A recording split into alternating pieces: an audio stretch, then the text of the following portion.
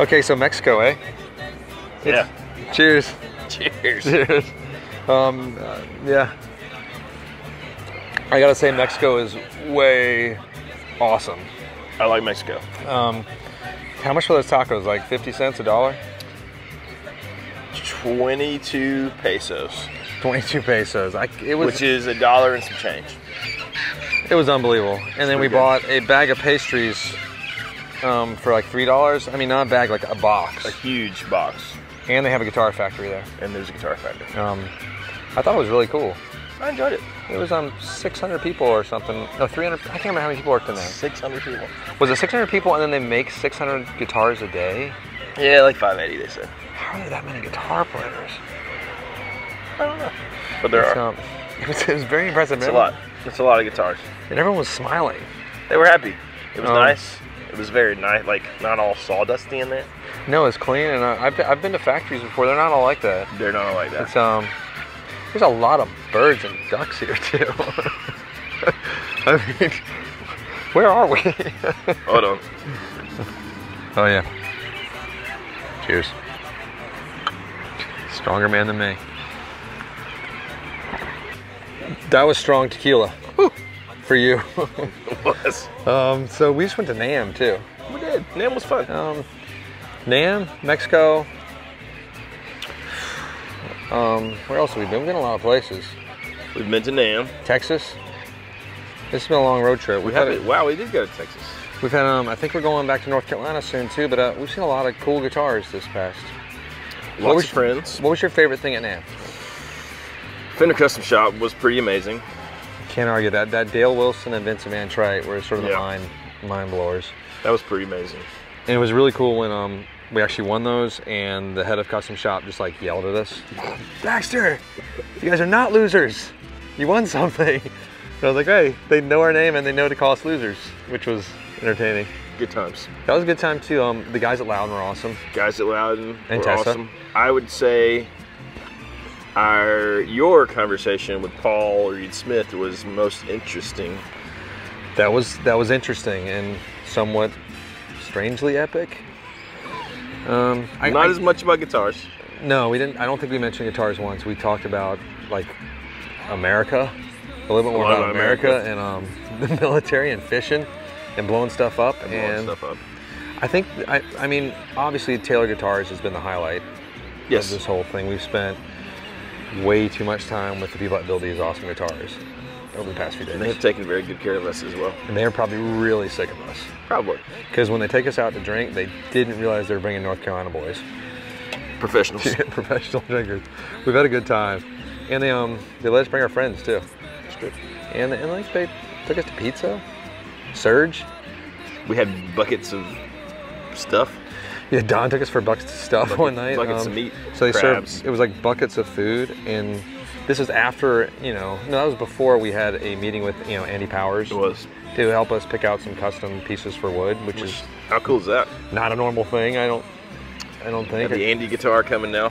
Yeah, we have like the Andy, we have like 2 Andy guitars coming, which is sort of insane. I think he's probably the #1 builder at Taylor Guitars, is my guess. I'm gonna say that's probably true. Yeah. But that was a pretty special moment. So what a good player too. He's a really good player. It's kind of sickening. Yeah, he's just sort of just noodling. You're like, wow, that's a really good jazz run. I feel like he has, in his brain, he has mapped out the perfect amount of pressure for every model of Taylor. No, hit like the sweet spot. No, I was telling my wife, I was like, man, like I kind of want to own every one of those guitars he played. I know. That would be about $30,000. Yeah. But because they're all so different, and the way he explains it is like, this one's for this. This one's for this. Yeah. Don't use this one for this. And then he does it perfectly. And he's... What if we kidnap Andy? Yep. I like where this is going. And brought him back to North Carolina? Only our shop was in Mexico. I feel like we could do it. Yeah, if we brought him to North Carolina. I think he would leave though because the surfing is so bad out there. If he was kidnapped, he wouldn't really have a choice. Yeah, but how can he design more guitars if he can't surf? Can't answer that one, can you? He'd probably make like pine guitars. Pine guitars. Pine straw guitars. Pine Telecasters. Yeah, maybe. I'm sorry. Yeah, but I give props up to Taylor Guitars on that one. Yes. They made a guitar with a sound hole in the front of it too. Like on not the normal front, but underneath the neck. I put my finger in there. I don't scold you too often, but we were on live Taylor video when that happened, I think. Yeah, I didn't scold you either because it was funny, but my mind said I should scold him. Your face said you maybe should. My face was like I swallowed something uncomfortable. But yeah, that was interesting. I mean, where are the birds? Everywhere.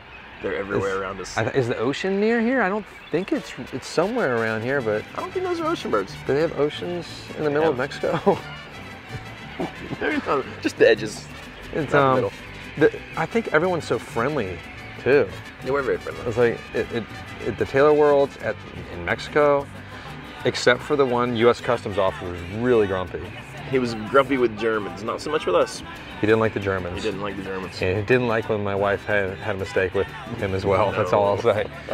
But that was a good point. But yeah, Customs, it was really fun going into Mexico because I would say like the Mexican Customs officers were really nice. They were funny. I felt like we were about to go to prison. But we all lined up together and they looked at me and they said, look, and they called me El Guapo, which was like the best moment of my life. Because that's what I always call myself from the Three Amigos. Oh no, we're going back to prison. It's like El Guapo, and that's where I learned the word plethora from that movie. It's like, would you say they had a plethora of guns? He said, yes, I say they have a plethora of guns. He's like, do you know what the plethora is? Yes, I know. I thought that dialogue was so funny. And I think we're all preparing to watch that movie at the shop with our boys. And we're gonna have like Seems like a great idea. I think Elijah, Logan, and William are all ready for this movie. Watching, Chevy Chase, Martin Short, and that other guy. Who was that in that? The really famous one. We know who he is. We're just I want to see if anybody else answers this. And talks about Bart Baltakamos, another great actor from that generation. Yeah, Tom, it's been a good trip. It's been a great trip. I had a good time. Thanks for coming with me. Thanks for bringing me. It's like a date. It was. Well, cheers, man. I gotta go. I'll see you later. I'm good.